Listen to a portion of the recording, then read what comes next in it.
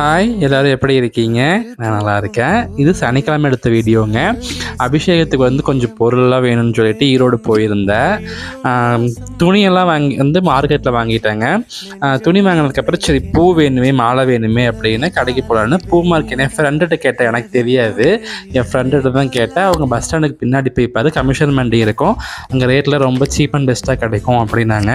சரி ஓகேன்னு அங்கே போனேங்க. நிறைய கடை இருந்துச்சு. ஆக்சுவலாக இங்கே நம்ம ஊர் பூக்கடையிலலாம் நம்ம செவ்வரில் போய் ஒரு 40 ரூபாய்க்கு 50 ரூபாய்க்கு கொடுங்க அப்படின்னு கேட்டோம்னா எவ்வளோ விலை விற்குது தெரியுங்களா?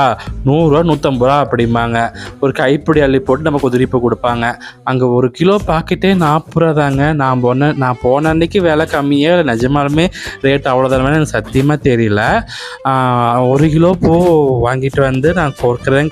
அந்த அன்றைக்கி ஃபுல்லாக கோர்த்துட்டே தான் இருந்தேன். விடுபூவும் கோர்த்தேன், நான் கதம்பமாகவும் கோர்த்தேன், அதுக்கப்புறம் மாலையாகவும் கோர்த்தேன். மாலையும் வாங்கிட்டு வந்திருந்தேன். இதுக்கு வேறு எங்கள் அம்மா திட்டுனாங்க, இதுக்கு எதுக்கு மாலை வாங்கினேன், இதையே ஃபுல்லாக கோர்த்துருக்கலாமில்ல அப்படின்ட்டு. எனக்கு தெரிஞ்சு நம்ம ஏதாச்சும் ஒரு விசேஷம், நம்ம வீட்டில் ஏதாச்சும் ஒரு சின்ன சின்ன ஃபங்க்ஷன் வருது, இல்லை பெரிய ஃபங்க்ஷனே அப்படின்னா கொஞ்சம் முடப்படாமல் நம்ம அந்த கமிஷன் மண்டி இந்த மாதிரி பெரிய பெரிய கடையிலெல்லாம் போய் நம்ம வாங்கிட்டோம்னா நமக்கு காசு மிச்சமாகுங்க. அவ்வளோதான்.